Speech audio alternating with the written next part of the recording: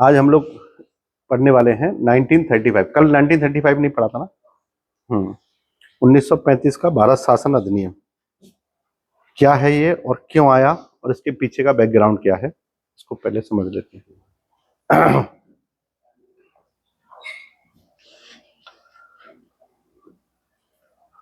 1935 का government of India act.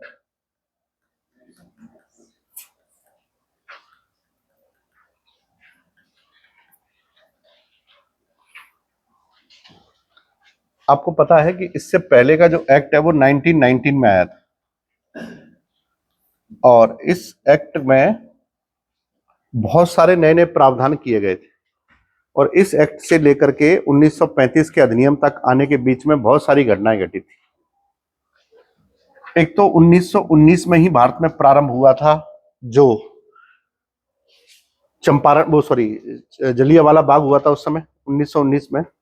उसके बाद ही महात्मा गांधी का नॉन कॉरपोरेशन मूवमेंट हुआ था, असहयोग आंदोलन, और उसी के दौरान 1923 में स्वराज पार्टी बनी थी। कल डिस्कस किए थे ना स्वराज पार्टी। इसके अलावा साइमन कमीशन भी लाने की कोशिश की गई थी। साइमन कमीशन के बाद नेहरू रिपोर्ट भी बनाने की तैयारी की गई थी और नेहरू रिपोर्ट के बाद जिन्ना फॉर्मूला बनाने की भी तैयारी की गई थी। लेकिन आपको पता है कि सारी चीजें एक के बाद एक फेल होती गई और जब ये फेल होती गई तो 1930 में गोलमेज सम्मेलन शुरू हुए। पहला गोलमेज सम्मेलन, दूसरा गोलमेज सम्मेलन, तीसरा, फर्स्ट, सेकंड और थर्ड। इसके अलावा उसी दौरान पूना पैक्ट भी हुआ था। पूना पैक्ट के अलावा कम्युनल अवार्ड भी हुए थे उसी समय। सांप्रदायिक निर्णय जिसके आधार पर यह दिया गया था ना, जिसको हम लोग कहते थे सेपरेट इलेक्टोरेट दिया गया था। ये सारी घटना एक साथ 1919 से लेकर के 1934 के आसपास तक घटी। 1934 में भारत की अर्थव्यवस्था को ठीक करने के लिए हिल्टन यंग कमीशन भी आया, जिसकी सिफारिश पर बाद में आरबीआई बनाई गई, है ना। आरबीआई की स्थापना 1935 में हुई थी, तो वो हिल्टन यंग कमीशन की सिफारिश पर हुई थी। तो भारत में 1919 से लेकर के 1934-35 तक बहुत सारी घटनाएं घटी। इन सारी घटनाओं का एक ही उद्देश्य था कि किसी भी प्रकार से भारत के लोगों का समर्थन प्राप्त किया जा सके। अगर ब्रिटिश सरकार को भारत के लोगों का समर्थन मिल जाता है तो उस समर्थन के कारण से वो भारत में एक अच्छी उत्तरदायी सरकार चला सकते हैं। लेकिन चूंकि उनके सारे प्रयास फेल हुए, साइमन कमीशन को लोगों ने बहुत विरोध किया, साइमन गो बैक के नारे लगाए, और साइमन गो बैक के नारे लगाए उस कारण से जो हमारा एक्सट्रीमिज्म है, उग्रवाद है, वो बड़ा हुआ, जिस कारण से सैंडर्स की हत्या भगत सिंह के द्वारा की गई। फिर भगत सिंह को भी फांसी हुई, चंद्रशेखर आजाद की भी डेथ हो गई और उसी दौरान असहयोग आंदोलन शुरू हुआ। चोरी चोरा के कारण से असहयोग आंदोलन भी कैंसिल हो गया। स्वराज पार्टी की स्थापना हुई। स्वराज पार्टी की स्थापना करने वाले चित्तरंजन दास की भी डेथ हो गई 1925 तक आते आते। तो जितने भी जो प्रयास थे वो प्रयास धीरे धीरे करके फेल होते जा रहे थे ब्रिटिश सरकार के। ब्रिटिश सरकार की जो नीति है वो इंग्लैंड में क्रिटिसाइज की जा रही थी कि आप भारत जैसे देश में भारतीयों का समर्थन प्राप्त नहीं कर पा रहे, और इसी उद्देश्य से, भारतीयों का समर्थन प्राप्त करने के उद्देश्य से, और जितनी भी चीजें फेल हुई हैं अभी तक उनके उद्देश्य से, एक घटना और है जिसको कहते हैं ग्रेट डिप्रेशन। ग्रेट डिप्रेशन का मतलब था अमेरिका में आने वाली वैश्विक मंदी। अमेरिका में 1929 के बाद से ही वैश्विक मंदी शुरू हो गई। उस वैश्विक मंदी ने अमेरिका और यूरोप के रिश्तों को थोड़ा सा बदल दिया। क्योंकि यूरोप से हमारा भी रिश्ता था कि भारत में यूरोप की सरकार चलती थी, इंग्लैंड की, तो भारत पर भी इन संबंधों का असर पड़ा और उस आर्थिक मंदी के कारण से भारत में भी उस समय शिथिलता आई और ब्रिटिश सरकार वो सारे काम नहीं कर पाई जो वो करना चाहती थी 1930 के आसपास भारत के क्षेत्रों में। इस कारण से भारतीयों का अविश्वास बढ़ता गया और 1935 में ब्रिटिश सरकार ने फिर ये सोचा कि यहां पर भारत पर शासन करने के लिए एक नया कानून बनाते हैं, और उन्होंने गवर्नमेंट ऑफ इंडिया एक्ट 1935 को पारित किया। बहुत बड़ा एक्ट था, 321 अनुच्छेद थे उसमें। और उस पहला एक्ट ऐसा आया कि जिस एक्ट में कोई भी प्रियम्बल नहीं थी, उस एक्ट में कोई इंट्रोडक्शन नहीं है, उसकी कोई प्रस्तावना नहीं रखी गई थी। उसकी प्रस्तावना वही अपना ली गई थी जो 1919 की थी।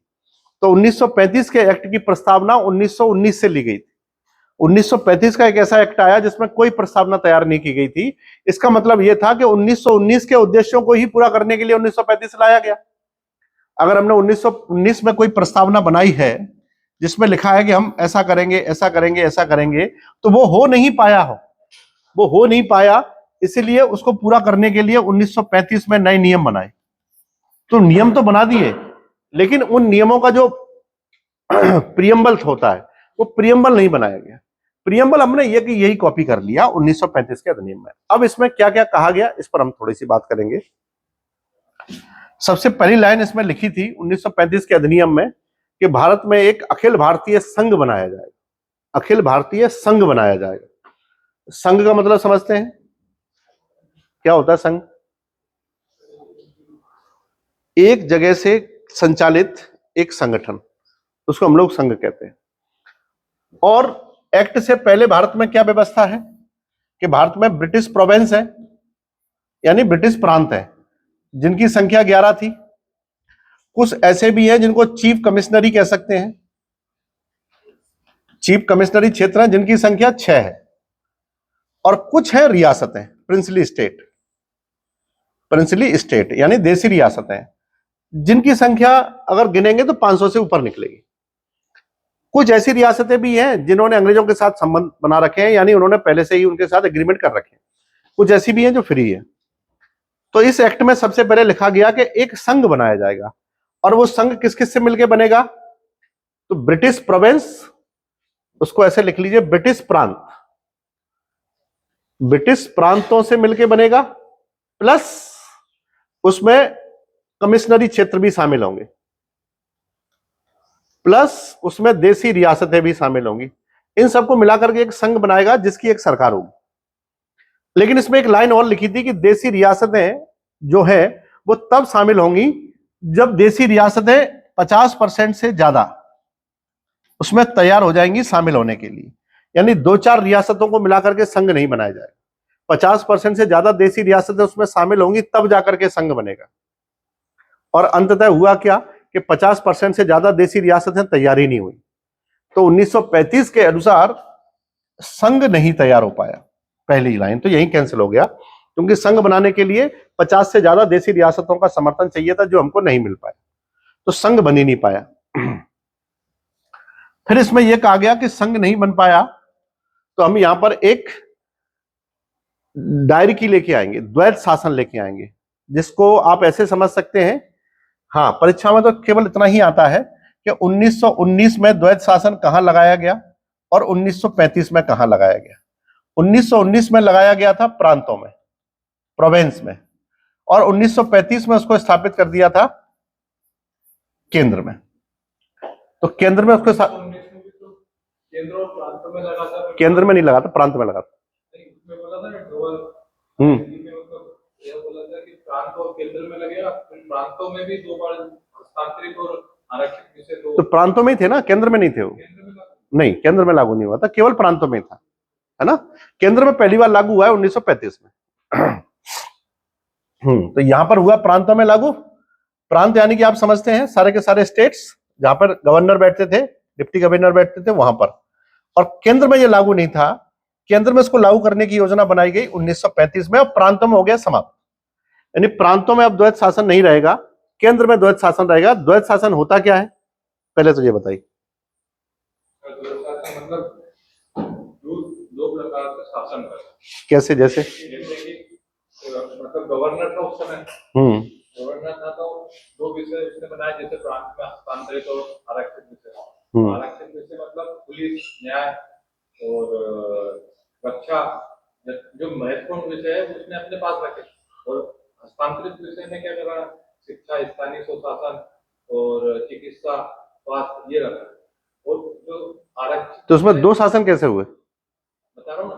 तो आरक्षित विषय में क्या, गवर्नर और उसकी परिषद, जो ब्रिटेन के थे, उन लोग शासन करते थे, उन लोग निर्णय लेते थे। पुलिस महत्वपूर्ण निर्णय, जैसे पुलिस का महत्वपूर्ण निर्णय, ये शासन करते थे। दूसरी तरफ जो हस्तांतरित विषय है उसमें गवर्नर और जो भारत के मंत्री होते थे वो शासन। केंद्रीय विधानसभा काम करती थी। तो प्रांतों में भी यही व्यवस्था थी और केंद्र में भी यही लाई गई।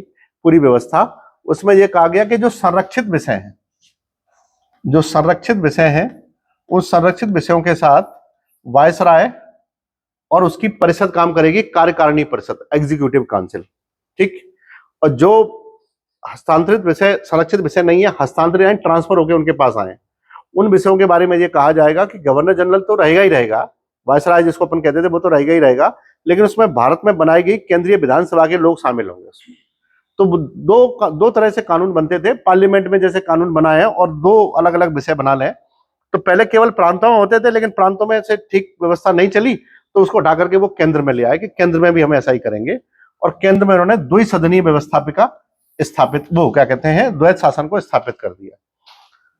तो जो संरक्षित विषय होते थे उनमें बेसिकली उन विषयों को रखा गया था, जैसे कि आप देखेंगे कि जो विदेशों से संपर्क वाले, जैसे विदेशी मामले हैं, या फिर प्रतिरक्षा वाले हैं, या फिर ईसाई धर्म का प्रचार करने के विषय हैं, ये उन्होंने कभी भी भारतीय परिषद के साथ मिलकर के नहीं डिसीजन लिए।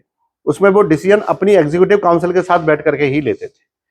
तो केंद्रों में जब द्वैध शासन स्थापित हुआ, उसका नतीजा ये निकलने लगा कि केंद्रों की व्यवस्थापिका थोड़ी सी सशक्त होने लगी, केंद्रों की व्यवस्थापिका स्पष्ट होने लगी। केंद्रों में लोगों को पता था कि इस विषय की बात है तो हमको किससे बात करनी है, इस विषय की बात है तो हमको किससे बात करनी है। तो 1935 ने ब्रिटिश सरकार को भारत में ऑथोराइज शासन करने के लिए स्थापित कर दिया कि ये ऑथोराइज शासन भारत में कर सकते हैं। पहला तो ये कर दिया उन्होंने। फिर उसमें यह भी लिखा गया इसी एक्ट में कि भारत में एक उत्तरदायी शासन की स्थापना होगी, उत्तरदायी शासन की स्थापना होगी। और उत्तरदायी शासन क्या है? एक ऐसा शासन जिसमें लोग डिबेट कर सकते हैं, जिसमें लोग अपनी व्यवस्थाओं को परिवर्तित कर सकते हैं। जैसे कि लोग अगर पार्लियामेंट के लोगों के सामने अपने मुद्दे रखेंगे तो पार्लियामेंट को उन मुद्दों पर कानून बनाना पड़ेगा। पार्लियामेंट का मतलब है गवर्नर जनरल की काउंसिल है, उनको ये बनाना पड़ेगा। दूसरा ये भी कहा गया कि गवर्नर जनरल ने उस समय जो वायसराय होता था, उसने भारत के तमाम सुधारक क्षेत्रों के लिए अपने अपने एम्बेसडर यानी कि लोकल एम्बेसडर नियुक्त करना शुरू कर दिए, क्योंकि गवर्नर जनरल के पास ज्यादा शक्ति आ गई। तो उसको लगता था कि मेरे पास हर स्टेट की जानकारी सही होनी चाहिए, तो हर स्टेट से उसके पास एक एक व्यक्ति को उसने अपॉइंट किया ताकि हर स्टेट के बारे में उसके पास जानकारी पहुंच जाए। तो 1935 का जो अधिनियम आया, उस अधिनियम ने भारत में उत्तरदायी शासन को संगठित रूप में स्थापित कर दिया। इसीलिए इस अधिनियम के बारे में जवाहरलाल नेहरू ने कहा था कि ये भारत की गुलामी का एक नया चार्टर आ गया। वो ये कहते थे कि सारी शक्ति केंद्र के पास आ गई, तो वो कह रहे हैं कि भारत की गुलामी के इतने सारे चार्टर पास हुए, तो ये दासता का नया चार्टर आ गया। 1935 के अधिनियम को उन्होंने ये कहा। जवाहरलाल नेहरू ने उसमें यह भी कहा कि इसमें इतनी सारी पावर एग्जिस्ट कर दी गई है, इतनी सारी पावर एग्जिस्ट कर दी गई है कि ये लगभग लगभग बिना ब्रेक का इंजन है, ये बिना ब्रेक का इंजन है, और इसमें कोई भी ऐसा ठोस काम नहीं है कि जिसको हम लोग रोक पाए। मतलब इंजन तो है, सबको लेके चल रहा है, लेकिन इसको रोकने वाला कोई नहीं है। इसका मतलब यह था कि ब्रिटेन की सत्ता 1935 में भारत में बहुत अच्छे से स्थापित हो गई थी, और यही वो अधिनियम था जिसने भारत में एक नई व्यवस्था को जन्म दिया कि हम भारत के प्रांतीय क्षेत्रों को भी ताकतवर बनाएंगे। आपको याद है 1935 के अधिनियम से पहले नेहरू रिपोर्ट तैयार हुई थी। नेहरू रिपोर्ट के अलावा जिन्ना फार्मूला तैयार हुआ था, साइमन कमीशन आया था। तो नेहरू रिपोर्ट में और जिन्ना फार्मूले में एक बात बड़ी कॉमन थी, ये लोग कह रहे थे कि सिंध को बंबई से अलग करो। सिंध और बंबई एक ही होते थे पहले, तो सिंध को बंबई से अलग किया जाए, ये सब लोगों ने मांग रखी थी। नेहरू रिपोर्ट भी कह रही थी, साइमन कमीशन ने भी इस बारे में कहा था कि इस पर विचार किया जाएगा, और जिन्ना ने भी फार्मूले में यही कही थी। इसीलिए 1935 के अधिनियम में सबसे पहले यही कहा गया कि सिंध को बॉम्बे से अलग किया जाए। तो सिंध अलग प्रांत हो गया, बॉम्बे अलग प्रांत हो गया, ठीक।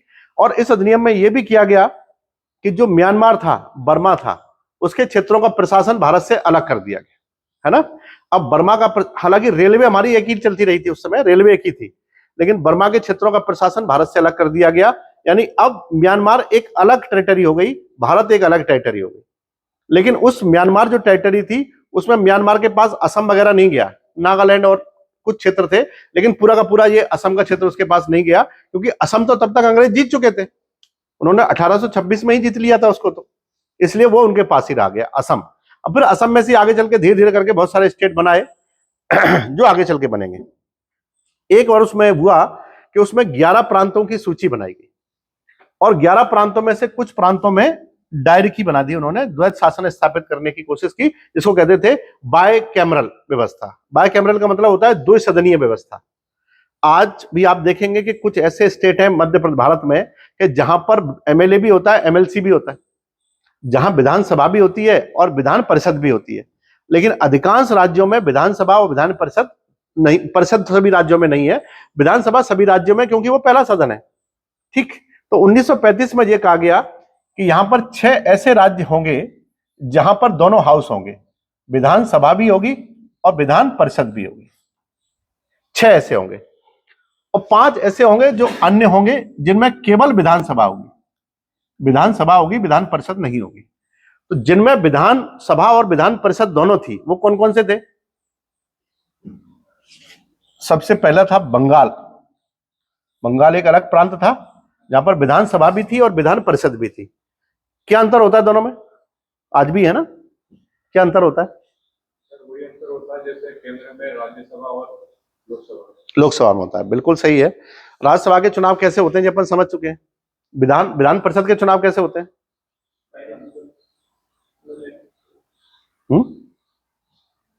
बता। जैसे राज्यसभा के चुनाव तो मैंने बता दिया ना कि विधायक लोग वोट डालते हैं, कोटा निकाल देते हैं और वोट डाल देते हैं, आसानी से हो जाते हैं, वो तो बहुत सिंपल सिस्टम है। विधान परिषद के चुनाव कैसे होते हैं?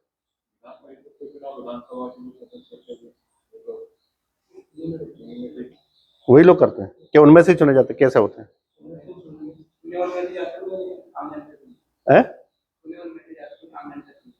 चुने उनमें से जाते हैं और वोट कौन डालता है? आम जनता। अगर आम जनता वोट डालेगी तो वो तो प्रथम सदन हो जाएगा विधानसभा की तरह। देखिए, किसी भी राज्य में विधान परिषद के बारे में यह कहा गया कि विधान परिषद के सदस्यों की संख्या विधानसभा के सदस्यों की संख्या के 1/3 से ज्यादा नहीं होगी। जैसे मान लीजिएगा कि किसी राज्य में 300 विधायक बैठते हैं, 300 विधायक की संख्या है, तो उस राज्य में विधान परिषद 100 से ज्यादा नहीं होगी, है ना, 1/3 से ज्यादा हो ही नहीं सकती है। तो मान लो 300 में से 100 विधायक हो गए।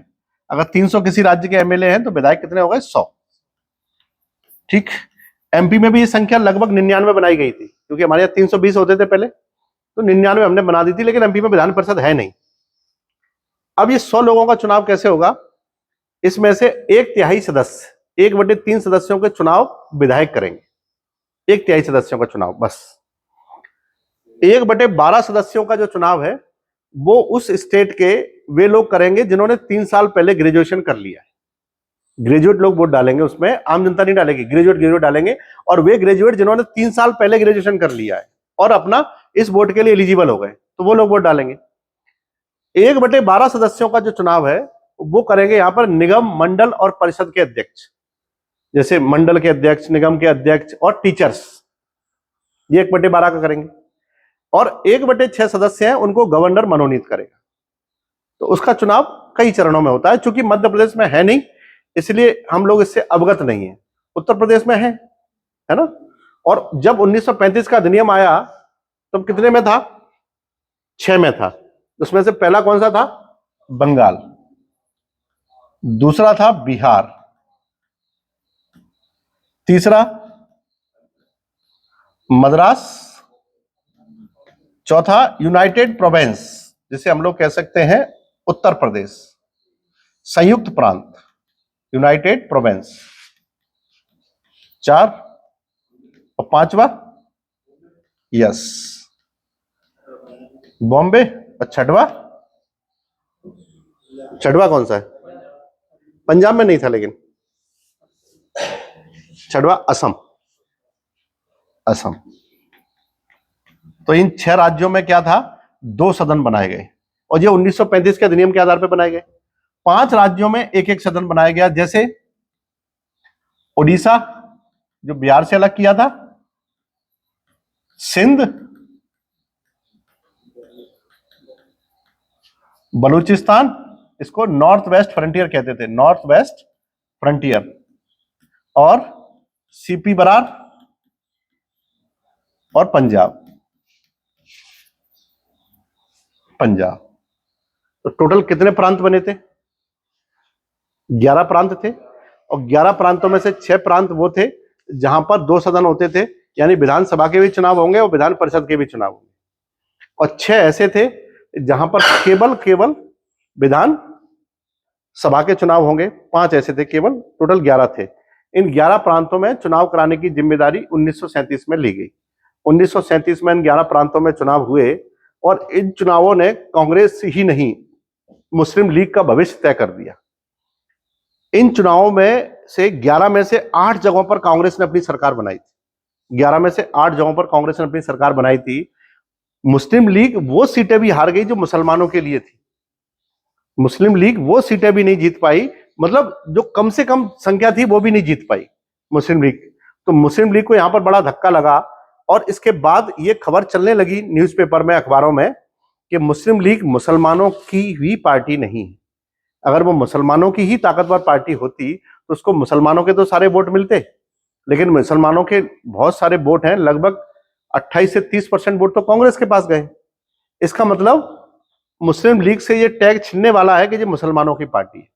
क्यों? और दूसरा कि उसको 11 में से 8 प्रांतों में तो कांग्रेस ने सरकार बना ली है, बाकी जगह यूनिस्ट पार्टी की सरकार बनी है, मिलीजुली सरकार बनी है। इस कारण से मुस्लिम लीग के हाथ में पॉलिटिकली कुछ नहीं लगा। अब उनको पॉलिटिकली कुछ नहीं मिला है तो उसका नतीजा ये निकाला गया कि मुस्लिम लीग के अंडर में भारत में मुसलमानों का भविष्य सही नहीं है। इसलिए मुस्लिम लीग को यहां से निकल करके अलग चले जाना चाहिए और मुसलमानों का ऐसा क्षेत्र बनाना चाहिए जहां पर उनको ज्यादा से ज्यादा प्रिविलेज मिले। 1935 में जितने भी प्रांत बने हैं जे, उन प्रांतों में से अगर मैं बलूचिस्तान को, नॉर्थ वेस्ट को छोड़ दूं, नॉर्थ वेस्ट फ्रंटियर को छोड़ दूं और सिंध के क्षेत्रों को छोड़ दूं, पंजाब में भी लगभग बराबर स्थिति है। तो कारण ऐसा बना कि अधिकांश जगहों पर मुसलमानों को बहुमत नहीं मिला था। ये कहते थे कि अधिकांश जगहों पर मुसलमानों को बहुमत नहीं मिला था और इसीलिए जिन्ना साहब कह रहे थे पहले कि प्रांतों को ऐसे बनाओ कि हमको भी बहुमत मिले। जैसे कोई एक प्रांत है और इसमें जनसंख्या है कितनी, 100 की जनसंख्या है, जिसमें मुसलमानों की जनसंख्या है 35 और 65 जनसंख्या है हिंदुओं की। तो वो करे कि प्रांतों का बंटवारा ऐसा करो कि इसमें से 2 प्रांत ऐसे बन जाएं कि हिंदू लगभग 60 के आसपास अलग चले जाएं और 40 के आसपास मुसलमान अलग हो जाएं। तो उन 60 में से एटलीस्ट कम से कम हिंदू की संख्या, मुसलमानों की संख्या केवल वहां पर कम रहेगी और यहां पर हिंदुओं की संख्या कम रहेगी। तो वो कह रहे थे कि यहां पर हिंदू 5% हो जाएंगे, वहां मुसलमान 5% हो जाएंगे। तो यहाँ की, इसको अपन लोग कह देंगे मुस्लिम स्टेट, इसको कह देंगे हिंदू स्टेट, और यहाँ के जो सरकार है वो मुस्लिम रीति के अनुसार, यहाँ हिंदी रीति के अनुसार चलाएंगे। तो अगर ऐसा बंटवारा किया जाए, जो कि हो नहीं पाया क्योंकि नेहरू जिन्ना फार्मूला तो माना ही नहीं गया था। अब वो इसी फॉर्मूले के आधार पर ये मांग करने लगे कि अगर हम भारत में रह भी गए, भारत की सरकार में शामिल भी हो गए, तो हमारे अनुसार तो कुछ होगा ही नहीं, क्योंकि हमारी जनसंख्या तो बहुत कम है और इतनी कम जनसंख्या है, माइनॉरिटी में है, और फैसला कैसे होता है, बहुमत से होता है। ये 1937 के जस्ट बाद फरवरी और मार्च की डिस्कशन था, जिन्ना और मुस्लिम लीग के बीच का discussion. Muslim league the rise of new politics एक बुक है जिसको ओब्रियन ने लिखा है, उस किताब में ये डिस्कशन दिया गया है और उस किताब में ये डिस्कशन करते हुए कहते हैं कि इस प्रकार से तो हम भारत में कभी भी अपने अधिकारों की मांग कर ही नहीं पाएंगे। 1900, ये बात 1938 की थी, फरवरी मार्च की, और उसी 1938 में आपको पता है कि कांग्रेस में भी हलचल मच गई जब सुभाष चंद्र बोस कांग्रेस के अध्यक्ष बन गए थे। तो कांग्रेस में भी हलचल मच गई थी 1938 में हरिपुरा अधिवेशन में, और अगले साल कांग्रेस का अधिवेशन कहां हुआ, 1939 वाला, मध्य प्रदेश के त्रिपुरी में। और उस त्रिपुरी अधिवेशन में क्या था, सुभाष चंद्र बोस परिषद अध्यक्ष बने, पट्टाभी सीतारामैया को हराने के बाद परिषद अध्यक्ष बने, लेकिन गांधी के साथ कॉन्फ्लिक्ट के कारण से सुभाष चंद्र बोस ने रिजाइन कर दिया। कुछ लोग कहते हैं कि गांधी के कारण ही रिजाइन कर दिया। आप बता सकते हैं मूल कारण क्या रहा होगा? उसमें गांधी का भी एक कारण है कि गांधी के साथ उनकी पटरी नहीं बैठ रही थी। गांधी जी बहुत अहिंसा की बात कर रहे थे और सुभाष चंद्र बोस इतने अहिंसक नहीं हो सकते थे। कारण यह था कि मतलब गांधी जी के प्रतिनिधि पट्टाभी सीतारामैया, वो तो हार गए थे। उसको हरा दिया। हाँ, गांधी जी ने बोला था कि पट्टाभी की हाथ तेरी हाथ। हाँ, उससे तो कुछ, हाँ, बोला कि भाई गांधी जी को ना होता। किससे वो ओवर द इशू रिजाइन करने का गांधी जी की हार नहीं है। हाँ हाँ, वो तो मुझे पता है, वो तो जब उनसे पूछा गया तब उन्होंने बोला था। रेजिग्नेशन तो ये तो स्टेटमेंट तब आया था जब वो रिजाइन कर चुके थे। गांधी जी भारत में मैं उनकी हार में हाँ, तो ये उन्होंने सुभाष चंद्र बोस ने तब बोला था जब वो रिजाइन कर चुके थे, है ना, रिजाइन करने के बाद बोला था, जब उनको मीडिया ने पूछा कि आपने क्या रिजाइन कर दिया।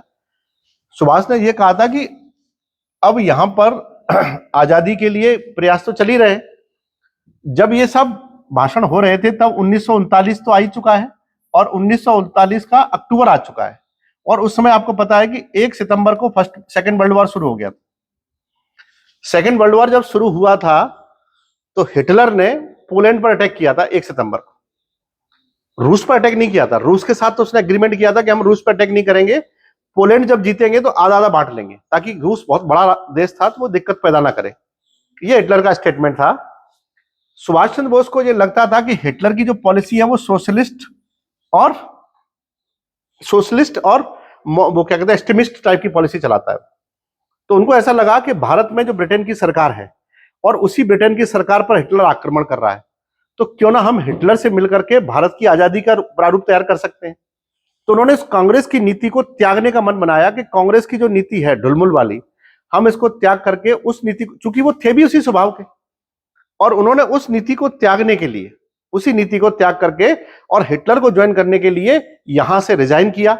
रिजाइन करने के बाद उन्होंने अपनी पार्टी भी बनाई, फॉरवर्ड ब्लॉक, लेकिन उसको बहुत ज्यादा समर्थन मिला नहीं, और फॉरवर्ड ब्लॉक थोड़ी उग्रवादी पार्टी थी, इसलिए अंग्रेजों ने उनको अरेस्ट कर लिया। तो अंग्रेजों ने उनको अरेस्ट कर लिया तो वो जेल में धरने पर बैठ गए। फिर उनको जेल से निकाल करके उनके घर में रख दिया गया और घर में हाउस अरेस्ट रहे वो, और उसी हाउस अरेस्ट से वो चुपचाप निकल करके भाग गए और अफगानिस्तान होते हुए सीधे रशिया पहुंचे। और रशिया में बैठ करके उन्होंने प्लान बनाया कि अब हमें हिटलर से मिलना है, क्योंकि उस समय हिटलर ने रशिया पर अटैक नहीं किया है। जब ये रशिया में रुके हुए थे तभी उन्हें खबर मिली कि हिटलर ने रशिया पर भी अटैक कर दिया। तब वो रशिया से निकल करके हिटलर से मिलने के लिए जर्मनी के लिए गए। उनकी मुलाकात हिटलर से हुई और हिटलर से खूब लंबा डिस्कशन हुआ, और उसमें यह बात आई, सामने आई कि सुभाष, तुमको डरने की जरूरत नहीं है, तुम्हारे भारत पर अंग्रेजों का शासन है, हम तो अंग्रेजों को ही अपना गुलाम बनाने वाले हैं, तो उसमें तुम्हें डरने की कोई बात नहीं है। लेकिन तब तक सुभाष चंद्र बोस अंग्रेजों के लिए दुश्मन बन चुके थे, क्योंकि वो उनके दुश्मन से जाके मिल रहे थे, हिटलर से जाकर। इसीलिए सुभाष चंद्र बोस के लिए वहां पर अलग से मिलिट्री इंटेलिजेंस के लोग लगाए गए कि ये कहीं ना कहीं से तो वापस आएंगे, इनको हम लोग पकड़ लेंगे, अरेस्ट कर लेंगे।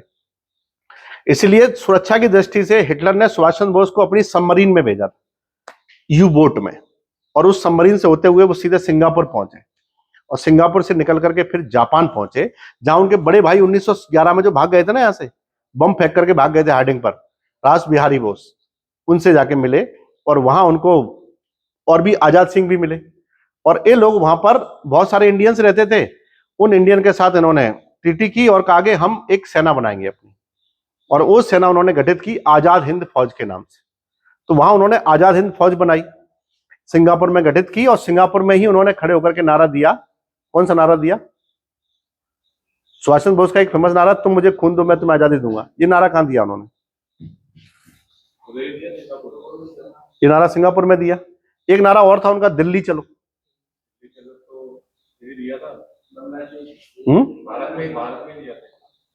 ये आगरा में दिया था उन्होंने, ये नारा उन्होंने आगरा में दिया, और तुम मुझे खून दो मैं तुम्हें आजादी दूंगा, आजाद हिंद फौज बनाएंगे। तो उन्होंने पूरी कोशिश की, तो उनको कितने सैनिक मिल पाए? 12,000। 12,000 वो लोग थे जो सुभाष चंद्र बोस के साथ लड़ने को तैयार, उनकी आजाद हिंद फौज में। उन्होंने जापान से मदद मांगी, चूंकि जापान भी इंग्लैंड के खिलाफ लड़ रहा था। जापान ने उनको 60,000 सैनिक उपलब्ध कराए। ये जापानी सैनिक नहीं थे, पीओडब्ल्यू थे, प्रिजनर ऑफ वॉर थे, युद्ध में बंधक बनाए गए लोग थे। उन लोगों को उन्होंने सुभाष चंद्र बोस की आर्मी में सौंप दिया, और ये 72,000 लोग हो गए।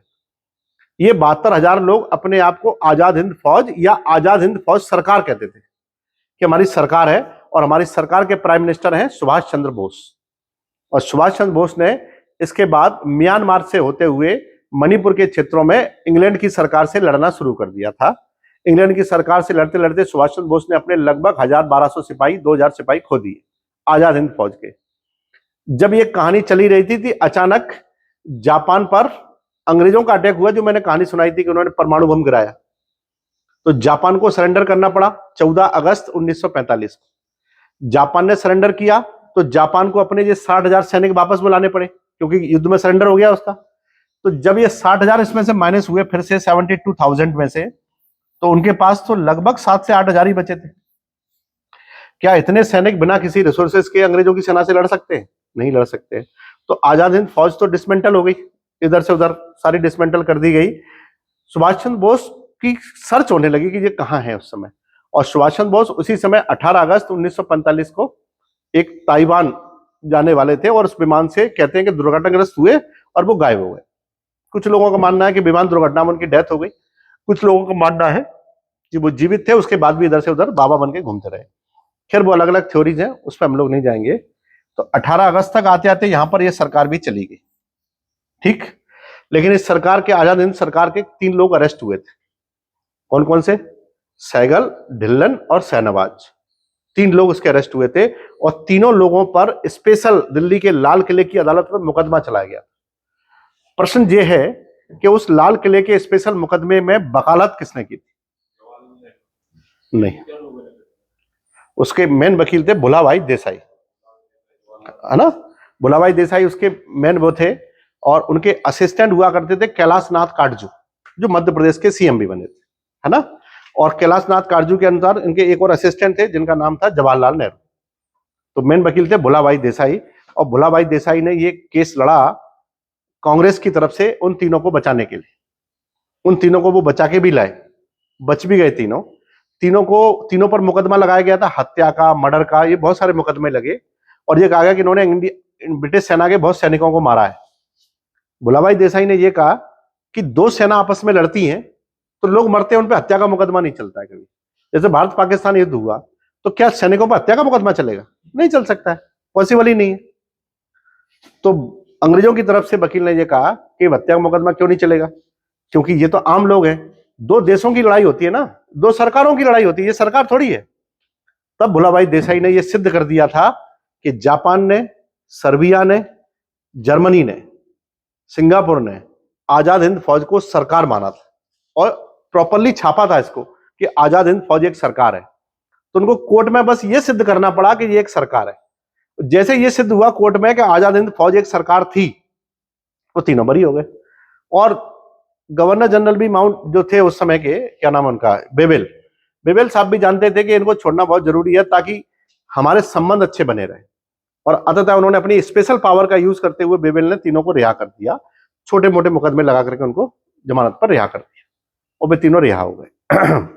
तो भारत में जो आजादी का जो बिगुल है वो 1935 के अधिनियम से जो भी परिवर्तन हुए उसके बाद हो चुका था, क्योंकि 1935 के बाद से तो सुनवाई करना बंद कर दी थी भारतीयों ने अंग्रेजों की, और अंग्रेज अब धीरे धीरे एकदम से कंप्लीटली रिफॉर्मेटिव हो गए। वे इतने सुधारवादी हो गए कि हर चीज में सुधार करना चाहते हैं, हर चीज में सुधार करना चाहते हैं ताकि भारतीयों के विश्वास को जीता जा सके। और इसी दौरान जब सेकेंड वर्ल्ड वॉर चल रहा था तब 1942 में इंडिया में क्रिप्स मिशन भेजा गया। क्या उद्देश्य था इसका? क्रिप्स मिशन को भारत में भेजने का उद्देश्य क्या था? नहीं, ये कॉन्स्टिट्यूशन बाबू कैबिनेट मिशन है। क्रिप्स मिशन क्यों आया बताओ अतुल? सर वो भारतीयों से बात करने के लिए आए। हाँ, क्या क्या उम्मीद लेके आए थे? वर्ल्ड वॉर चल रहा था उस समय, भारतीयों की मदद सेकेंड वर्ल्ड वॉर में चाहते थे वो, है ना। भारतीयों की मदद सेकंड वर्ल्ड वॉर में आते थे, और उन्होंने इस बात के लिए ये कहा था कि अगर भारतीय लोग सेकेंड वर्ल्ड वॉर में इंग्लैंड की मदद करते हैं तो वॉर के बाद उनको आजाद कर दिया जाएगा। और याद है आपको जब ये वाली बात कही थी तो महात्मा गांधी ने कहा था कि ये तो आपका प्रस्ताव बहुत अजीब सा है, ये तो ऐसा है जैसे कि पीडी चेक हो, कि बाद की तारीख का चेक आपको दे दें हम। क्या जरूरी है उस तारीख को वो चेक खुला हो ही जाएगा? जरूरी नहीं है। तो आप हमें ऐसा ही दिलासा दे रहे हैं कि हम युद्ध में आपका साथ देंगे, युद्ध के बाद आप हमको आजाद कर देंगे। उसके 2 कारण हैं, या तो युद्ध के बाद जरूरी थोड़ी ना कि आप हमको आजाद कर ही दें, पहला। और दूसरा ये भी जरूरी नहीं है कि युद्ध में आप जीत ही जाए। दोनों ही कारण है ना, कि आप खुद ही हार गए तो हमको आजाद कैसे करोगे आप? तो महात्मा गांधी ने कहा ये प्रस्ताव तो हमें आपका स्वीकार नहीं है। जवाहरलाल नेहरू ने कहा कि ये तो जो बात करने वाला जो लोग हैं या फिर चेक देने वाला जो बैंक है ये खुद ही बैंकरप्ट होने वाला है। उन्होंने ये कहा कि बैंक तो खुद ही दिवालिया होने वाला है, इस बैंक की तो अपन कोई बात मानेंगे नहीं, यानी अंग्रेजों की तो कोई बात मानेंगे नहीं। 1942 के क्रिप्स मिशन को इस प्रकार से अस्वीकार कर दिया गया और क्रिप्स मिशन भारत से लौट गया। 3 लोग थे उसमें, Stafford Cripps, Patrick Lawrence, AB Alexander. तो वो भारत से लौट गया। जब मिशन भारत से लौट गया 1942 में, और 1942 में जापान का घेरा डालना शुरू कर दिया था अमेरिका ने, यानी युद्ध अब निर्णायक दौर की तरफ बढ़ रहा था। 1945 तक आते आते 30 अप्रैल को 1945 में हिटलर ने सुसाइड कर लिया। तो युद्ध का एक फेज खत्म हो गया। जापान ने सरेंडर कर दिया, वो भी युद्ध का एक फेज खत्म हो गया। इटली पर अमेरिका ने अटैक कर दिया, वो भी एक फेज खत्म हो गया। ये 3 ही लोग थे जो सबसे ज्यादा तबाही यानी कि अलाइड फोर्सेस में काम कर रहे थे। इन तीनों के सरेंडर करने के बाद और हारने के बाद से युद्ध का फेस बदल गया। युद्ध का फेस बदल गया, वो अचानक से एक्सिस पावर एलाइड पावर की तरफ से मुड़ गया, और अमेरिका, इंग्लैंड जैसे देश इस युद्ध में जीतने लगे। और जैसे ही वो जीत गए, 1945 में वॉर खत्म हो गया था 2 सितंबर को, ठीक 6 साल 1 दिन तक चला था। जब ये युद्ध खत्म हो गया 1945 में, और उसी साल इंग्लैंड में चुनाव हुए। इंग्लैंड में चुनाव हुए और इंग्लैंड में क्रांतिकारी परिवर्तन हुआ, और वहां एक नई सरकार आई, लेबर पार्टी की। लेबर पार्टी की सरकार आई, प्राइम मिनिस्टर चेंज हुए। प्राइम मिनिस्टर बने क्लीमेंट एटली। एटली बहुत उदार प्रवृत्ति के थे। अमेरिका में वॉर के दौरान, वॉर से जस्ट पहले ही वहां पर इलेक्शन हुए थे राष्ट्रपति के। तुम्हारे राष्ट्रपति के चुनाव में राष्ट्रपति बने थे हेनरी ट्रूमैन। हेनरी ट्रूमैन से पहले अमेरिका के राष्ट्रपति थे एफडीआर, फ्रैंकलिन डी रूजवेल्ट। लगभग 16 साल तक अमेरिका के राष्ट्रपति रहे वो। उस समय नियम नहीं था अमेरिका में। अमेरिका ने 1959 में अपना नियम बदल लिया है, और ये बोल दिया था कि अब कोई भी राष्ट्रपति 2 बार बन सकता है, बस उससे ज्यादा राष्ट्रपति नहीं बन सकता है। वरना तो लोग 30-30 साल राष्ट्रपति बने रहेंगे, क्या मतलब है उसका? ठीक भी है। क्या भारत में भी ऐसा ही है?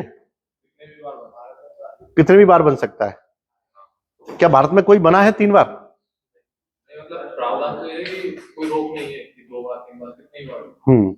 भारत में इस प्रकार से राष्ट्रपति के पुनर्निर्वाचन की पात्रता सबको, 2 बार, और राष्ट्रपति की जो पात्रता है उसमें ये कहीं नहीं लिखा हुआ कि आप कितनी बार बनेंगे।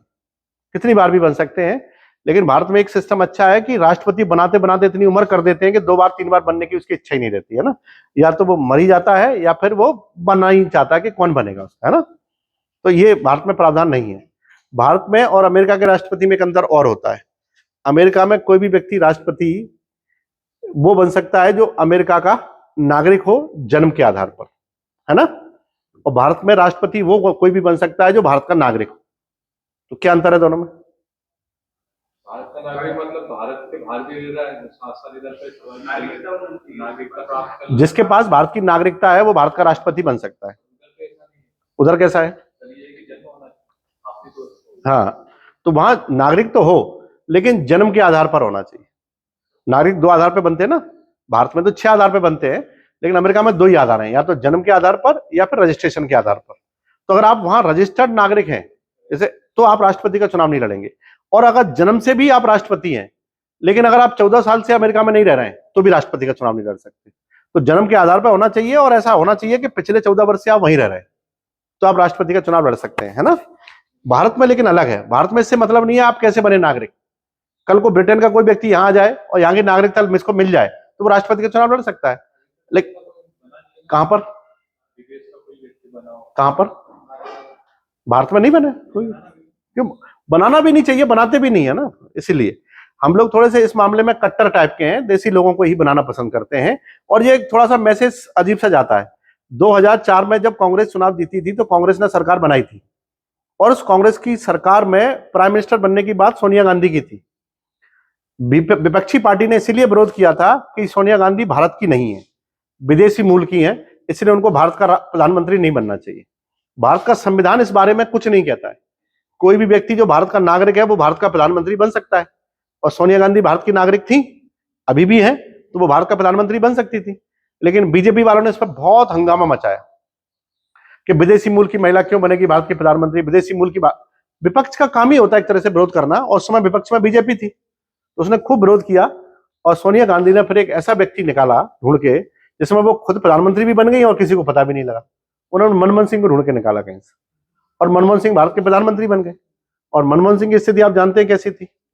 कैसी भी रही हो, वो व्यक्ति इंडिविजुअल कैपेसिटी में बहुत पढ़ा लिखा है, हम उसको कंपीट नहीं कर सकते, बहुत पढ़ा लिखा है। लेकिन विपक्ष तो विपक्ष है। विपक्ष ने कहा कि ऐसा प्राइम मिनिस्टर बना दिया है जो गूंगा है, बोलता ही नहीं है, सारे डिसीजन मैडम लेती हैं। एक तो चुटकुला आया था, पेपर में, उसमें ये पूछ रहे थे प्राइम मिनिस्टर से कि 2 और 2 कितने होते हैं। तो उसने कहा 2 और 2 होते तो 4 है, लेकिन मैडम से पूछना पड़ेगा एक बार 4 होते हैं कि नहीं होते। तो ऐसे उन पे चुटकुले भी बनते थे उन पे।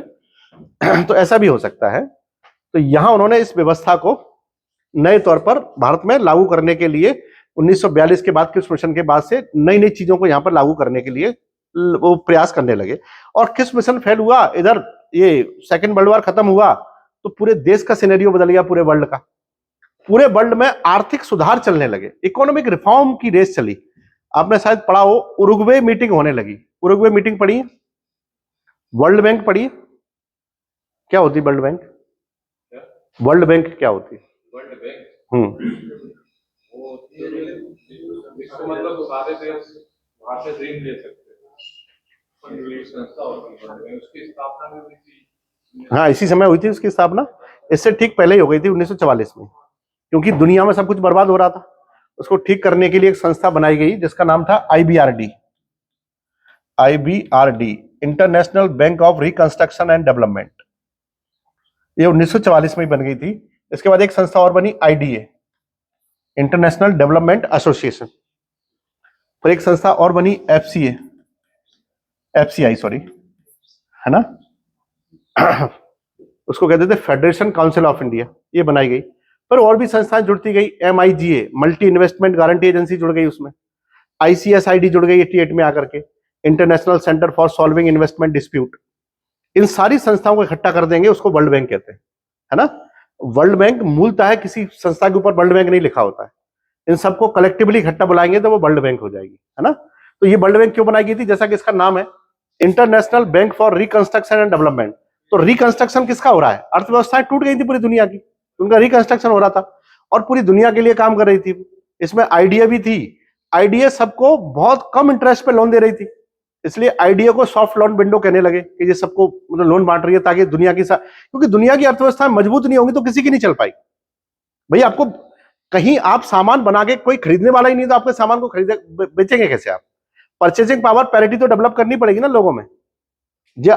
इकोनॉमी में जैसे हम CRR SLR पढ़ते हैं तो वो सब मार्केट को कंट्रोल करने के लिए तो होते हैं ताकि मार्केट में पैसा बढ़ जाए और लोग खरीदने लगे। इसलिए रेट ऑफ इंटरेस्ट को गिराते हैं। तो ये सब पूरी दुनिया में कंस्ट्रक्शन हो रहा है 1945 में। ये तो हुआ आर्थिक रूप से। पॉलिटिकली ये चल रहा था कि दुनिया में एक एग्रीमेंट साइन हुआ, पूरे वर्ल्ड पीस एग्रीमेंट इसको कहते थे। 45 देशों ने साइन किया और उनमें सारे छोटे छोटे देश थे। उनका ये मानना था कि जब भी वर्ल्ड वॉर होता है हमको किसी ना किसी की तरफ से लड़ते हैं और हमको ही सबसे ज्यादा लॉस होता है। जैसे रशिया को, अमेरिका को, इंग्लैंड को, फ्रांस को, इनको क्या लॉस हुआ होगा? कोई लॉस नहीं हुआ इनको तो जितना लॉस हुआ उतना मिल भी तो गया। हमको क्या मिला? कुछ नहीं, हमारी तो पूरी अर्थव्यवस्था ही बर्बाद हो गई। जिसके पास 1 लाख रुपया है और एक के पास 1,000 रुपया है, 1,000 रुपया है, दोनों अगर बिजनेस लगाते हैं 1,000 रुपए का और वो लॉस में चला गया तो इसका तो पूरा चला गया ना, इसके पास तो 99,000 बचा हुआ है। तो वो कह रहे कि बड़े देश को तो फायदा हो जाता है, मतलब उनका तो कुछ बिगड़ता नहीं है, लेकिन छोटे देशों की अर्थव्यवस्था तहस नहस हो जाती है और हम अपनी अर्थव्यवस्था को कभी सुधार नहीं पाते हैं। इसलिए कभी भी इस प्रकार के वॉर में हम लोग भाग नहीं लेंगे। हम इस प्रकार के वॉर का विरोध करते हैं, इस प्रकार के वॉर का विरोध करते हैं। सारे लोगों ने साइन किया एग्रीमेंट और उस समय यह भी कहा गया कि दुनिया में मानवता ऊपर होनी चाहिए। और मानवता यह कह रही थी कि भारत की परिस्थितियां 1935 के अधिनियम से लेकर के 1947-46 तक ऐसी हो गई थी, 45 तक आते आते 10 साल में, कि भारत अपनी व्यवस्था को चलाने में समर्थ था और इंग्लैंड को शोभा भी नहीं दे रहा था कि जो खुद बहुत बड़ा देश नहीं है इतने बड़े देश को संभाले, जो खुद अपनी व्यवस्था को संभालने में सक्षम था। इसी समय भारत के बहुत सारे सुधारवादियों ने पत्र लिखे विदेशी लोगों को, और विदेशी लोगों को पत्र लिखे, उसके बाद एक पत्र अमेरिका के पास भी गया। अमेरिका के राष्ट्रपति ने एक लेटर लिखा क्लीमेंट एटली के लिए, उसमें कहा कि भारत जैसे देश को आजाद होने का पूरा अधिकार है। उन्होंने ये लिखा, भारत जैसे देश को अधिकार होने का पूरा अधिकार है। और एटली भी थोड़े सॉफ्ट थे क्योंकि लेबर पार्टी के थे, मजदूर पार्टी से आते थे। उनको भी लगता था कि अनावश्यक रूप से किसी के ऊपर शासन नहीं करना चाहिए दादागिरी के रूप में। तो उन्होंने अपनी ही नई नई सरकार बनी थी, उनकी सरकार में बहुत सारे मंत्री थे, उन्होंने अपनी ही सरकार के 3 मंत्रियों को भारत भेज दिया कैबिनेट मिशन बना करके। तीनों कैबिनेट मंत्री थे, तो मिशन भारत आया और उस मिशन ने भारत में बहुत लोगों से मुलाकात की। 1946 में आया और मिशन ने भारत में सभी दलों से मुलाकात की, मुस्लिम लीग से, कांग्रेस से, यूनिस्ट पार्टी से, जस्टिस पार्टी से, फेडरेशन से, ऑल इंडिया डिप्रेस क्लास से, सबसे बात की और ये रास्ता निकालने की कोशिश की कि भारत को आजाद कैसे किया जाए। तो मामला ये आया कि हम एक संविधान सभा बनाने का प्रस्ताव रखते हैं। भारतीय लोग मिलकर के एक संविधान सभा बनाएंगे और वो संविधान सभा अपने लिए संविधान बनाएगी। जब वो संविधान बनके तैयार हो जाएगा तो फिर हम उस संविधान को क्या करेंगे, लागू कर देंगे और संविधान को सत्ता सौंप देंगे। भारत के लोग इसके लिए तैयार हो गए और 1946 में संविधान सभा बनाने का कार्यक्रम शुरू हो गया। संविधान सभा के सदस्य आपको पता ही है, 389 निर्धारित किए गए थे, जो बाद में कटेल करके कितने कर दिए गए, 299 हो गए, है ना। और राष्ट्र संविधान जब जिस दिन साइन हुआ उस पर कितने लोगों ने साइन किए,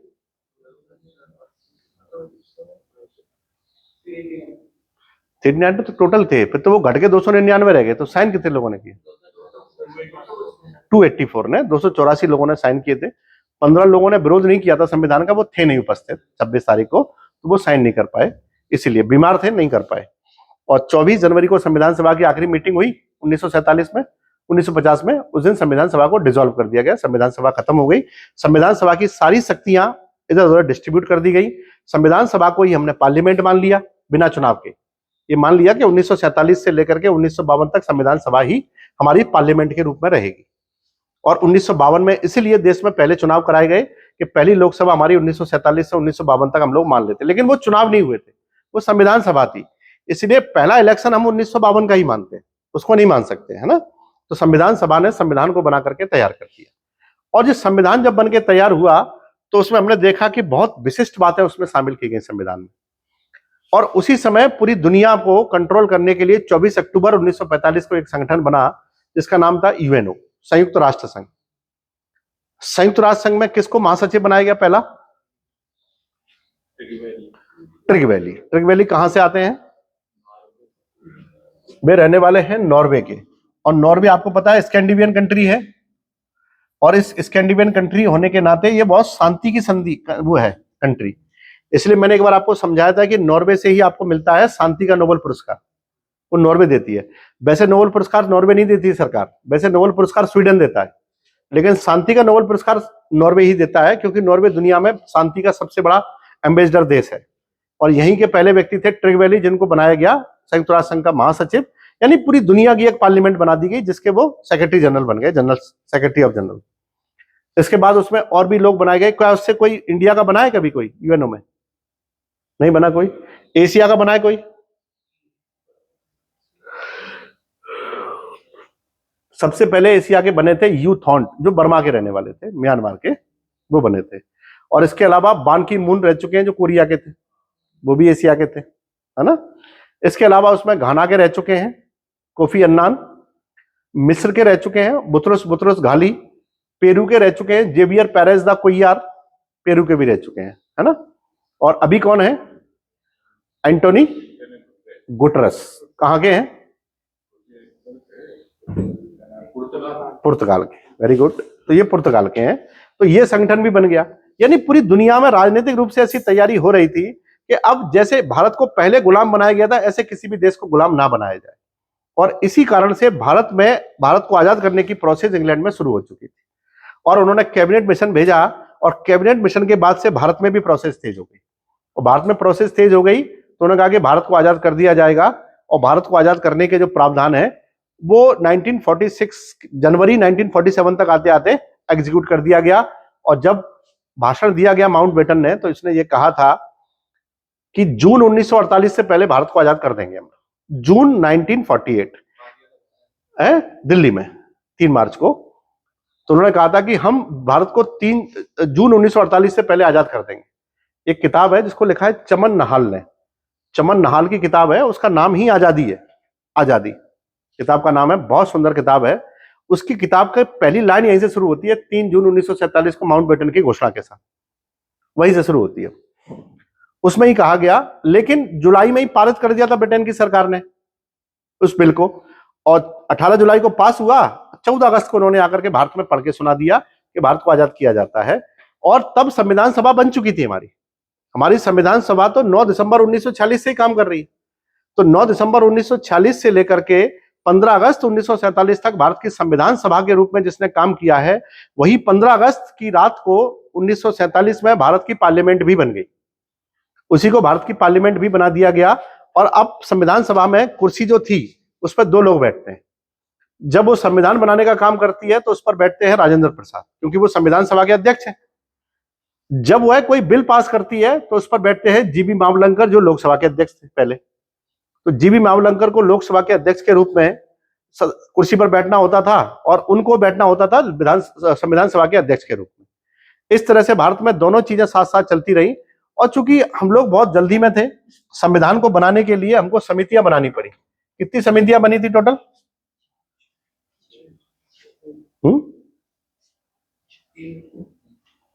टोटल 22 समितियां थी, है ना।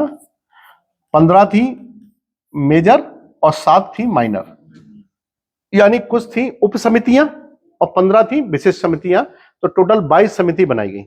उन 22 में से एक समिति थी झंडा समिति, जिसके अध्यक्ष राजेंद्र प्रसाद और जेबी कृपलानी को बनाया गया था, है ना। एक थी विदेश समिति, कामत साहब थे। इन सारी समितियों ने संविधान के अलग अलग कामों को अंजाम दिया। जैसे विदेश समिति विदेशों के संविधान का अध्ययन करेगी, झंडा समिति इस देश के चिन्ह वगैरह इत्यादि का डिजाइन करेगी। इन सारी समितियों ने लगभग 6 महीने काम किया, लेकिन फिर भी कोई इफेक्टिव काम नहीं हो पाया, क्योंकि समितियों के काम में से किसी को भी यह काम नहीं दिया गया कि संविधान में हमको कौन सी चीज कोर रूप से लेनी है, कौन सी नहीं लेनी है। जैसे हम किसी देश का संविधान पढ़ के आए तो क्या पूरा का पूरा थोड़ी कॉपी कर लेंगे, जितनी जरूरत है उतना ही कॉपी करेंगे। लेकिन वहां तो ऐसा ही हो रहा था कि सब कुछ कॉपी हो रहा है। तो संविधान को ड्राफ्ट करने के लिए सबसे आखिरी में 27 अगस्त को एक समिति बनी और उसका नाम था ड्राफ्टिंग कमेटी। क्या कहेंगे उसको, प्रारूप समिति बनी। और उस समिति में अल्लादी कृष्ण स्वामी अय्यर यानी AK अय्यर, SN कृष्णा को लिया गया, जो बिहार के CM भी रह चुके थे। SN कृष्णा को लिया गया। इसके अलावा उसमें DP खेतान साहब, TT कृष्णचारी साहब, उसमें अल्लादी कृष्ण स्वामी अय्यर हो गए। उसके बाद थे SN अयंगर साहब हो गए। सादिक अहमद सादुल्ला खान आए उसमें। इन 7 लोगों ने मिलकर के समिति पूरी हुई। और समिति में सबके सब वकील हैं, तो उनको जिम्मेदारी दी गई कि इसका ड्राफ्ट जो है उसको फाइनल करो। और इसके चेयरमैन के रूप में BR अंबेडकर को नियुक्त कर दिया गया। और इस प्रकार से समिति ने अपना काम करना शुरू कर दिया। समिति जब ये काम कर ही रही थी, उसके सामने रोज बहस होती थी। समिति ने बहुत अच्छी बात ये कही कि हम संविधान में ऐसी कोई चीज शामिल नहीं करेंगे जिसके लिए वोट डालना पड़े। हम ऐसी चीज शामिल करेंगे जिसमें सब लोग कहते हैं हाँ हाँ ये अच्छा है। विरोध वाली चीज ज्यादा डालेंगे नहीं, क्योंकि संविधान सबके लिए है। तो इस तरह से संविधान सभा ने 9 दिसंबर 1946 से लेकर के 24 जनवरी 1950 तक काम किया। और तब जाकर के हमारा संविधान बनकर के तैयार हुआ। जब संविधान बनकर तैयार हुआ तो उस पर स्टडी किया गया और संविधान के जो एडवाइजर थे, कॉन्स्टिट्यूशनल एडवाइजर कौन थे? संविधान के कॉन्स्टिट्यूशनल एडवाइजर जो अंबेडकर के बराबर ही पढ़े लिखे माने जाते थे, बहुत अच्छे कानून विशेषज्ञ थे, BN राव थे। उन्होंने इसको अप्रूव कर दिया कि नहीं बिल्कुल सही है ड्राफ्ट, इसको एग्जीक्यूट किया जाए। और उसका स्टडी किया गया। तो हमने विदेशों से बहुत सारी चीजें ली थी, किसी भी देश को नहीं छोड़ा। और उसके अलावा 1935 का भारत शासन अधिनियम को भी नहीं छोड़ा। उसका लगभग 70% भाग हमने पूरा का पूरा कॉपी कर लिया, ठीक। और कुछ चीजें हमने अलग अलग विदेशों से ली। जैसे इंग्लैंड से हमने क्या सीखा? पार्लियामेंट्री सिस्टम सीखा। कौन सा पार्लियामेंट्री सिस्टम? क्या इंग्लैंड का पार्लियामेंट्री सिस्टम और भारत का पार्लियामेंट्री सिस्टम सेम है? सेम है क्या? सेम है। तो इंग्लैंड में तो राष्ट्रपति होता ही नहीं, हमारे यहां तो है, तो सेम कैसे हो गया? हमने इंग्लैंड से पार्लियामेंट्री सिस्टम सीखा, इसमें कोई दो राय नहीं है। लेकिन इंग्लैंड में प्योर पार्लियामेंट्री सिस्टम है, हमारे यहां पार्लियामेंट्री प्रेसिडेंशियल सिस्टम है। हमारे यहां पार्लियामेंट्री प्रेसिडेंशियल सिस्टम है। हम लोग रिपब्लिक हैं, इंग्लैंड रिपब्लिक नहीं है। इंग्लैंड में जो हेड ऑफ द स्टेट है, हेड ऑफ द स्टेट यानी कि हेड ऑफ द स्टेट राजा, वो कभी भी चुन के नहीं आता है। और हमारे यहां हेड ऑफ द स्टेट कौन है? राष्ट्रपति। तो राष्ट्रपति चुन के आता है। तो इसीलिए हमारे यहाँ जो हेड ऑफ द स्टेट है वो चुन के आता है, इसलिए हम लोग रिपब्लिक हैं। इंग्लैंड रिपब्लिक नहीं है। हमारी संविधान उसमें लिखा है प्रियम्बल में, हम भारत को एक संपूर्ण संप्रभुत्व संपन्न समाजवादी पंथ निरपेक्ष लोकतांत्रिक गणराज्य, जो गणराज्य शब्द लिखा हुआ है ये इंग्लैंड के लिए नहीं लागू होता है, क्योंकि इंग्लैंड में देश का प्रमुख कभी भी चुनाव जीत के नहीं आता है। हमारे देश का प्रमुख चुनाव जीत के आता है। तो हमारी पार्लियामेंट्री सिस्टम में उसके पार्लियामेंट्री सिस्टम में अंतर हो गया। ये हमने इंग्लैंड से सीखा। केंद्र में 2 सदन होंगे, ये भी हमने इंग्लैंड से सीखा, वहां भी 2 सदन है। वहां पे 2 सदन होते हैं, एक होता है हाउस ऑफ रिप्रेजेंटेटिव और हाउस ऑफ कॉमन, सॉरी, और एक होता है हाउस ऑफ लॉर्ड्स।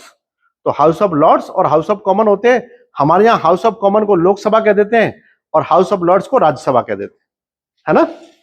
समझ गए? क्या इनके नाम शुरू से यही है, लोकसभा, राज्यसभा? क्या 1947 में इनके यही नाम थे? 1950 में यही नाम थे क्या? 13 मई 1952 को नाम बदले गए। उससे पहले उसको केंद्रीय विधानसभा कहते थे और 13 मई को उसको बदल के लोकसभा कर दिया गया। इसको राज्यों की परिषद कहते थे, केंद्रीय राज्य परिषद।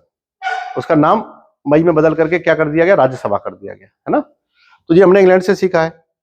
अमेरिका के संविधान से हमने क्या सीखा? सबसे जरूरी चीज वहां से सीखी, सिविल राइट्स। अमेरिका का संविधान वो था जिसने सबसे पहले दुनिया को सिविल राइट्स दिए, जिसे हम लोगों ने अपने संविधान में फंडामेंटल राइट्स का, वो हमने यहां से लिए। दूसरा कि अमेरिका में एक अच्छा सिस्टम ये था कि जब राष्ट्रपति नहीं रहता है तो वहां उपराष्ट्रपति को सारी शक्तियां मिल जाती है। तो हमारे पास उपराष्ट्रपति का प्रावधान तो था नहीं, लेकिन फिर उपराष्ट्रपति का प्रावधान हमने जनरेट किया है और आज हमारे संविधान में उपराष्ट्रपति भी है। और हमारे संविधान का जो उपराष्ट्रपति है वो अमेरिका के संविधान जैसा उपराष्ट्रपति नहीं है पूरा का पूरा।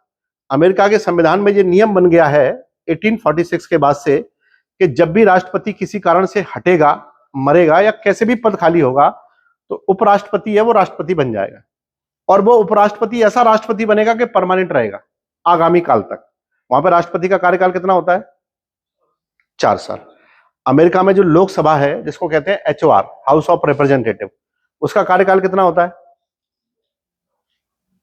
हमारे यहाँ लोकसभा 5 साल के लिए चुनी जाती है, अमेरिका में कितने साल के लिए चुनी जाती है? 2 साल के लिए। वहां पर लोकसभा का कार्यकाल 2 साल होता है। हमारे यहाँ पर राज्यसभा कितने साल के लिए? 6 साल के लिए। अमेरिका में राज्यसभा कितने साल के लिए? वहां भी 6 साल के लिए। हाउस ऑफ जो सीनेट के मेंबर हैं वो 6 साल के लिए चुने जाते हैं वहां पर। लेकिन भारत जैसा ही है, वहां भी हर एक 2 साल में 1/3 लोग रिटायर होते हैं, जो भारत में भी होते हैं, है ना? ये सिस्टम वहां भी है। तो यहाँ की राष्ट्रपति सिस्टम, उपराष्ट्रपति सिस्टम अलग है। हमारे यहाँ उपराष्ट्रपति कभी भी राष्ट्रपति नहीं बनता है, उसको चुनाव जीतना पड़ेगा अलग से। अमेरिका में उपराष्ट्रपति कोई राष्ट्रपति बनता है तो बिना चुनाव जीते आगामी साल तक वह राष्ट्रपति रह सकता है ना? क्लियर? लेकिन भारत में उपराष्ट्रपति कोई राष्ट्रपति बनेगा तो वो कार्यकारी कहलाता है। अमेरिका में कार्यकारी नहीं होता है। अमेरिका में राष्ट्रपति मतलब राष्ट्रपति, ठीक है? और अमेरिका में जब राष्ट्रपति कोई बन जाता है तो वहां उपराष्ट्रपति के लिए अलग से कोई चुनाव नहीं कराते हैं, वो राष्ट्रपति ही किसी को उपराष्ट्रपति बना देता है, क्योंकि दोनों एक ही पार्टी के होते हैं, वहां पर एक ही पार्टी से बनते हैं, तो वो किसी को उपराष्ट्रपति बना लेता है। ये प्रावधान है, हमने कहां से सीखा? इंग्लैंड से, ठीक, और अमेरिका से, सॉरी, उपराष्ट्रपति का पोस्ट हमने अमेरिका से लिया। इसके अलावा जब हमें जर्मनी का कॉन्स्टिट्यूशन था, जर्मनी के कॉन्स्टिट्यूशन को कहते हैं बाइमार रिपब्लिक, है ना? तो जर्मनी के कॉन्स्टिट्यूशन से हमने इमरजेंसी सिस्टम सीखा। सेकेंड वर्ल्ड वॉर की एक दिन मैंने आपको कहानी सुनाई थी और ये बताया था कि हिटलर ने ये कहा था कि इमरजेंसी यूज करो। जर्मनी में जब भी इमरजेंसी यूज करते हैं सारी पावर आर्मी के हेड में चली जाती है। भारत में भी ऐसा ही है। भारत में जब भी आप इमरजेंसी लगाएंगे सारी पावर राष्ट्रपति में आ जाती है, और राष्ट्रपति अपने देश की तीनों सेनाओं का हेड होता है, डिफेक्टो, एक्स ऑफिसियो हेड ही होता है वो तो वैसे भी, इसलिए वो जर्मनी जैसा ही सिस्टम है हमारे यहाँ। जापान से हमने सीखा विधि का शासन, रूल ऑफ द लॉ, यानी नियम सबके लिए बराबर। इंग्लैंड से हमने 2 चीजें सीखी, विधियों का समान संरक्षण, और अमेरिका से सीखा equal protection of the law, मतलब विधि के समक्ष समानता और विधियों का समान संरक्षण।